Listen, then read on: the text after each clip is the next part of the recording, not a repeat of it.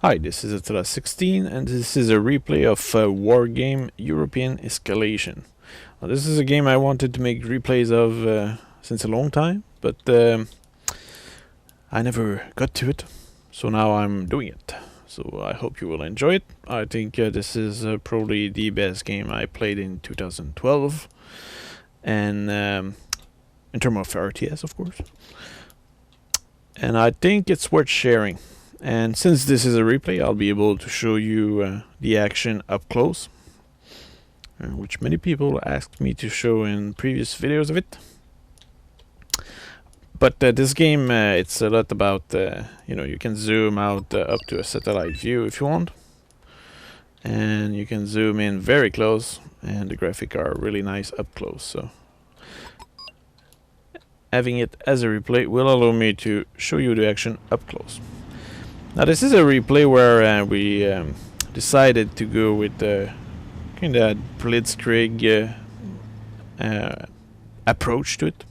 This is a game which is very tactical, so most people, they actually just go around, hide in forest, advance carefully and that kind of stuff. But what we decided to do is use a deck which is specialized toward offensive and also toward attacking.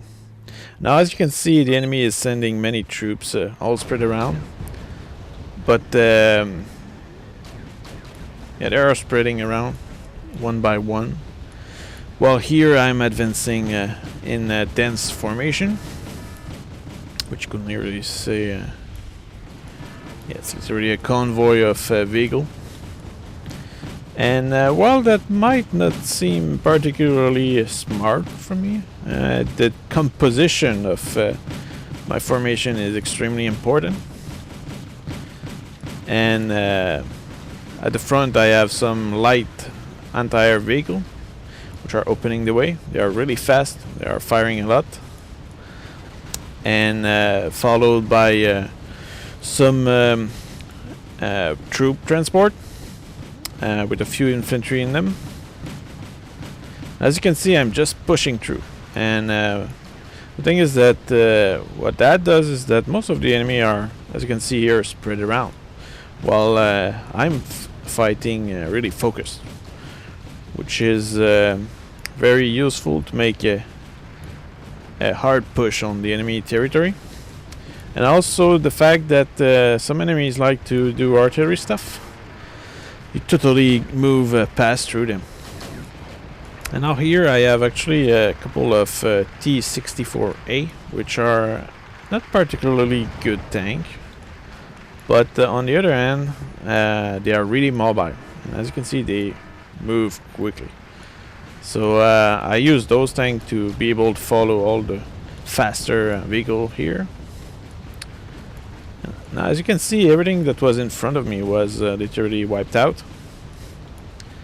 Now here you have a Scotsman which is moving to intercept more enemies on the left side. And you have the artillery which is bombarding me. But now I'm pushing toward them. Just had to regroup my troops here in order to be able to continue pushing. And the thing is that by getting so close to the enemy artillery, at some point they cannot really shoot on you anymore effectively. It's just the time they take to adjust on your position. They cannot really do anything. But now my offensive is kind of getting weaker. I lost quite a few anti-air trucks, which are my recon force. At the same time, Scotsman is engaging a few enemies in the forest over there. And he's also suppressing the enemy with artillery. Now I'm mostly consolidating my troops because some of them have wasted all their ammo already. Just pushing through all those troops over there. And fortunately, the speed allowed me to capture an FOB before the enemy could call reinforcements. And now you can see that they are actually calling quite a few reinforcements. Many martyrs.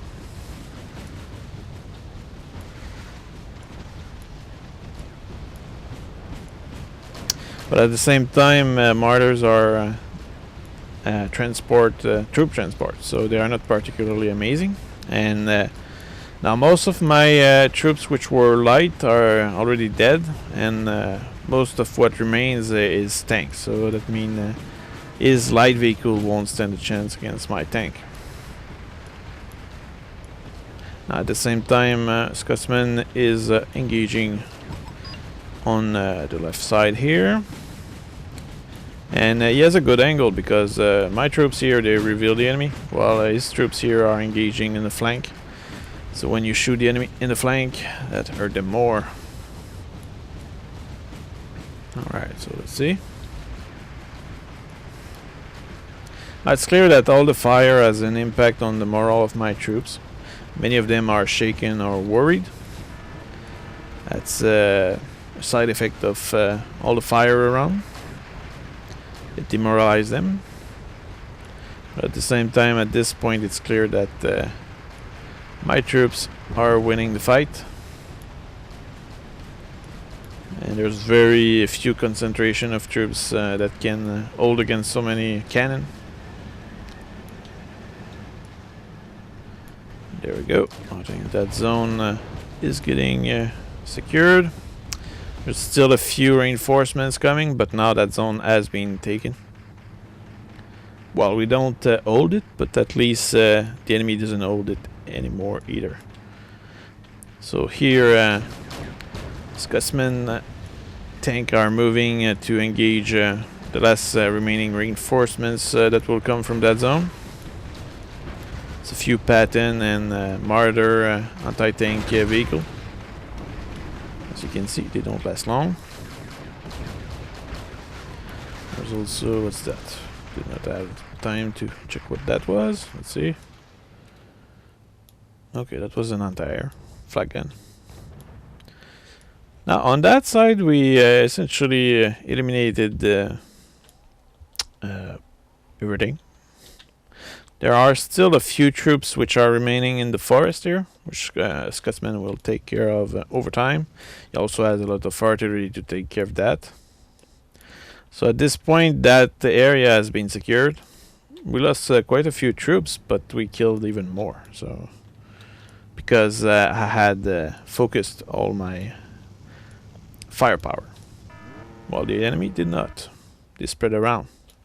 And the thing is that while this game is largely about positioning your troops, it doesn't change the fact that if you focus fire on a single point, you'll break through. So now that the left flank has been cleared, largely, or so we think, we're moving a little more over there. And actually, the enemy did something which could have been smart. They spread around all their troops. And there was really a single unit of everything, everywhere, all over the place. Actually, if we unfocus from me and we go neutral, you can see how they were all spread out around. Look at this. You can see that they had a lot of enemy, well, a lot of troops all over the place. Well, we were pretty much focused here. While here, our ally actually was fighting somehow here, but he did not notice before a long time that he had some enemies in the forest here, which forced me here to take care of it by calling a few infantry. But I did not call enough to do much of a difference other than just keeping them away from crossing around and totally blocking my ally reinforcements. While here we're advancing quickly against a very light resistance. Now it's clear that I had a lot of vehicle, and vehicle are not particularly good in forest, but it's just with the number of them and the price of them, which is pretty cheap in the case of the units I'm using. I could afford to receive some punishment. Now there's some Cobra here, which are a big threat to my vehicles. But fortunately the T-74 have a machine gun on top, so I managed to eliminate 2 choppers, but there's more. And from this point onward, the main danger for my tank is the fact that I have no anti-air protection. So as you can see here, everything which is on the ground doesn't last long, but I don't have any anti-air, while the enemy does. So that means that I'm pretty much exposed to those Cobra, and even though there's not much, I probably could have pushed there and captured those depot, but as you can see, if I switch back to simply me, I did not see that there was supplies there, and there was no telling about what there was over there. So I was unable to take advantage of the lack of defense here, but I probably could have simply moved toward there, and it will probably have saved me quite a few losses in terms of tank. Well, here he decided to move around with a few martyr, which are intercepted by my infantry here. Very fortunately, very few of my troops got hit. And now it's clear that even though I did not have any anti-air, I should have pushed there, knowing what I know now, because there was nothing preventing me from capturing this. And that would have cut off all the enemy supplies. But now most of the action is actually happening here. So you can see that our ally finally woke up and is engaging the enemy Jaeger. At the same time, there are still many isolated troops all around the place, as you can see. And also here you can see that there was a lot of troops that we just did not see because we went all the way there, but the enemy actually had moved quite a few troops in that region here, but when Scotsman actually entered the forest here, he did not notice them, and they remained pretty much hidden in the forest for a while. He decided to bring them out around here, but we quickly reacted to that. Same time, they managed to capture a few of our supply truck there. But with just infantry like that, and with the amount of troop Scotsman had around there, there wasn't much the enemy could do. Also, when it comes to transport, they probably were low in fuel anyway. At the same time here, our allies seem to have some trouble getting rid of those Jaeger, and the reason is that he likely lost his Ural to the enemy fairly early on, keeping the Jaeger in good condition. Well, at this point I'm not doing much with my troop anymore. I think I did most of the damage already I could, but my troops were just no longer able to fight, in the context of not knowing what was over there, which was essentially nothing. But when you don't see that, you cannot take risk. So I decided to help to get rid of those Jaeger. At the same time, the enemy did manage to capture Fedor, which did allow them to bring more reinforcements there. And now let's see what else. Well, I think the only interesting part is happening here, where Scotsman is actually using multiple troops to try to get rid of the enemy infantry. But there's actually very little infantry remaining in that area when you look at this, because there's some light transport vehicle with machine gun, which don't stand a chance against anything Scotsman has. Now let's see what's that. Oh yeah, there was an attack of some sort here. Cobra are still annoying me greatly. But at the same time, the T-74 are not that expensive. So losing them is an affordable proposition. Some action over there, but nothing decisive. At this point, it's mostly a question of points, because neither side have the means necessary to push forward. Alright, so some artillery there, which is totally off the target. Now the last remaining enemies are getting slaughtered here. There's still many random unit disposed in the center, but I'm not doing anything about it. Well, here I actually managed to secure the zone with a command vehicle, and I called an anti-air, which was likely spotted early on by that recon chopper over there. And the enemy is moving his Cobra around, but they are low in ammo. Now, seeing that, I decided to call some light anti-air, which is essentially a truck with a gun on it. It's not particularly good, but it's really mobile, and in this case that was exactly what I needed. So I'm engaging those Cobra, and at the same time, since they are trucks, usually the enemy underestimate their effectiveness.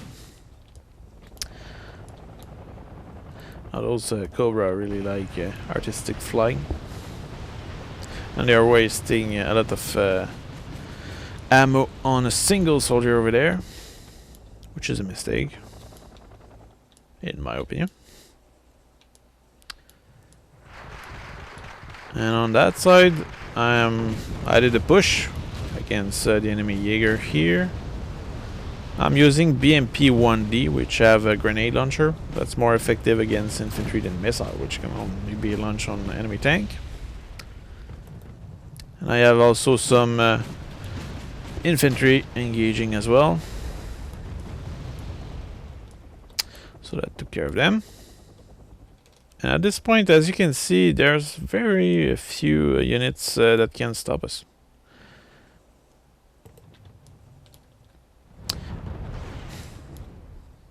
And you can see some Cobra here, which I'm engaging with my Kamaz.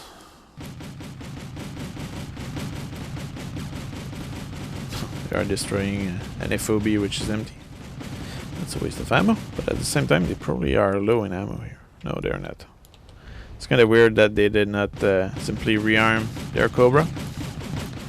So my anti-air are engaging the Cobra, and they did manage to kill it.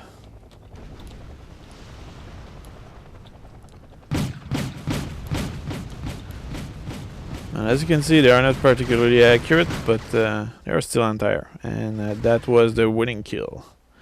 So I hope you enjoyed that replay, and I'll hope that you'll want to see more, because I plan to do more, hopefully. And I'll see you around.